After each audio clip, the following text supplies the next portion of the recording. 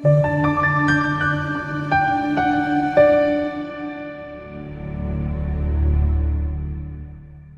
ukhuluma ukuthi igama kuphasonile isibheka la udaba lwamagunya ngijwayelo qinisekisa ukuthi subscribe like ubukame member yonikela kwi-channel kunikela kakhulu kuhamba-ke ibanga elide kakhulu njengoba-ke siyasikwazi nokuthi-ke silule isandla nakwabanye abantu njengoba-ke siphila nje ngiyakholelwa kakhulu ekuthini-ke asisizaneni sisize nabanye abantu so kuye kungizwisa ubuhlungu ngibona abantu besokola nolethi ngiright mina but it pains when you see abantu behlupheka kakhulu so ngiyaye ngithanda uku-extend a helping hand kwabanye abantu so uma unikelile futhi awunikelanga nje kumina but usikunikele kwabanye abantu because able to extend isandla kwabanye abantu la uthemba inqile 76 ukuthi-ke uphupha umuntu uphiwa umuntu isikhwama kuyiloko abantu bayidelela uthemba inqile yedelela yazi yedelela lo muntu akabingeleli akaceli uthi kuyilokho hawo ngabe uthi sawubona noma-ke njalo uthingile noma besethi ngicela ukubuza ukuthi usho ukuthini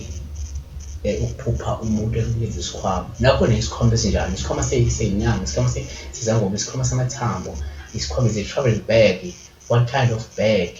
yabo le abamnikeza akachazi isikhwama sesaka ujolisaka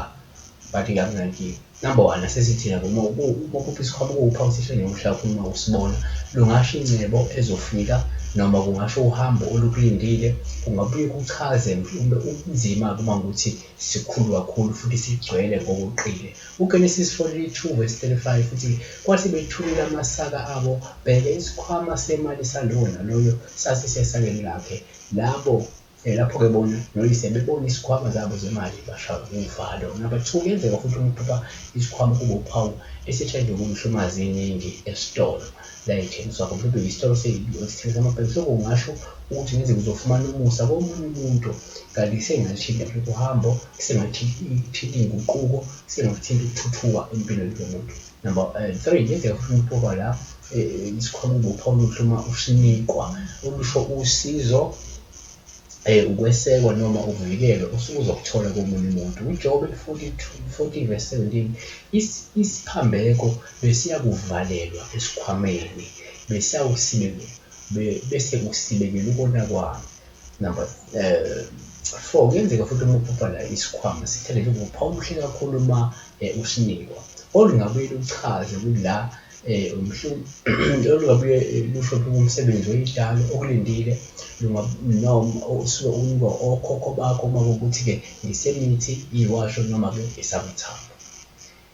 number 5 kuyenzeka futhi uma uphupha la isikhwama sithele njengophawu olubi-ke kwesinye isikhathi uma usinikwa ngoba lokho kungabe kuchaza ukuthi mhlawumbe lo muntu okunikeza isikhwama ufuna mhlawumbe uthwale kanzima wena empilweni ikakhulukazi uma kube sigcwele futhi sisinda yabo uThixo Roma 25:13 makungabikho esikhwameni sakho isisindo noma izisindo ezahlukene esikhulu nesincane kanti-ke la number 6 kuyenzeka futhi uma uphupha la isikhwama sithele njengophawu olubi kakhulu uma sidabukile ngoba lokho kusho ukulahlekelwa okukhulu ungaphinde kukhophe ukungabi nazo indlela zokonga ingcebo noma-ke ikhono elifanele lokubeka imali yakho uHagayi 1:6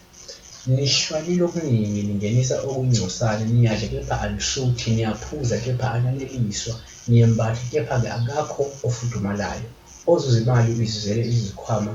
ezibhobokileyo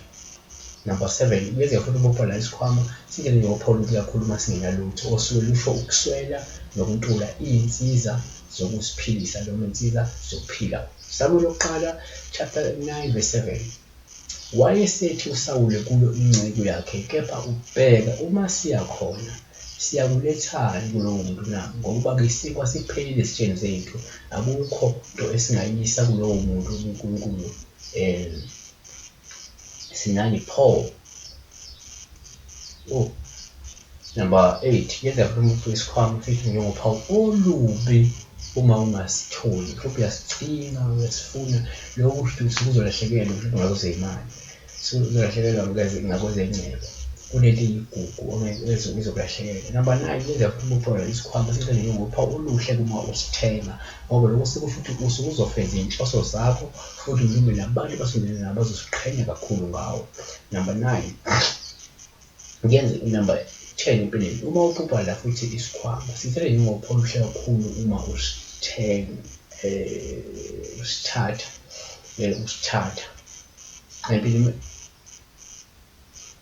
kuwuphawu olubi uma sithathwa kuwe isikhwama, yabo. Kungakhomba imizamo yezimbangi noma-ke yembangi yakho yokuphuca utho olubalulekile kuwe noma-ke yokuthebula ubunhlanhla bakho. Number 11, kuyenzeka futhi uma uphupha la isikhwama sithele njengophawu olubi uma oluhle empilweni kwesinye isikhathi uma sithathwa kuwe, ngoba lokho kungasho ukungenelela kaNkulunkulu empilweni yakho nokuthola usizo oludingayo nolufanele lokuphuma ebunzimeni noma ey'nkingeni. Makhosi esibili chapter 5 verse 24, lapho efike enqabeni uGehazi wathatha izikhwama ezandleni zabo wazifihla endlini wabe sewamukisa amadoda ahamba. Number 12, empeleni uma uphupha isikhwama sesifele futhi la njengophawu olungaba luhle uma sinemali.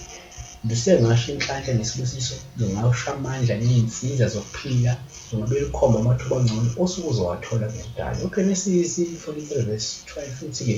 niphathe esandleni senu imali ephindwe kabili, naleyo mali eyabuyiselwa emlomeni yamasaka enu niyihambise ngezandla zenu, mhlawumbe kwenzeka iphutha. Kanti-ke la namba 13 futhi kuyenzeka uma uphupha isikhwama sithele njengophawu olubi kwesinye isikhathi futhi uma sinemali eningi. Lokho kungasho mhlawumbe ulahlekelwe ngokomnotho, kungasho ukweswela nokuntula imali, ikakhulukazi uma ukuthi-ke iningi kakhulu leyo mali ingoqile, yabona. Kungenzeka u-broke, kungenzeka ushayekile financially noma uzoshayeka financially, uzoba nobunzima bezezimali. Number 14, kuyenzeka futhi uphupha isikhwama kube uphawu oluhle uma usithatha wena. Lokhu kungasho ukuthi kunohambo olukulindile futhi ongase ulithathe. Jeremiah 46 verse 1,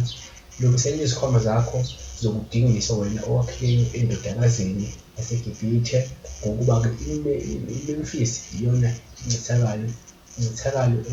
engahlalwa muntu. Number 15, kuyenzeka futhi uma uphupha isikhwama sihle njengophawu oluhle uma usithatha. Olusho usukulungele ukubhekana nobunzima obuphambi kwakho, usukulungele ukubhekana nobunzima bempilo, yabona. Asivale ngokuthi number 16, kuyenzeka futhi uma uphupha isikhwama kube uphawu oluhle uma siyimithi. Lungasho ubizo, lungasho ugcobo lokwelapha, futhi kungaphinde kusho ukuthi mhlawumbe iy'dalwa zakho nje zikupha amakhambi azokwelapha uma kuwukuthi wena uyagula njengoba ngenzeka uphupha isikhwama semithi ngoba vele uyagula ubambekile. Le mithi yokhonjwa yona efanele uyisebenze ukuze uphile. Kungenzeka kukhonjwe imithi ngoba vele nobizo lokwelapha okufuna ulithathe noma kunesikhwama esikhona esishaya ekhaya, yabo. Sama iphesenti.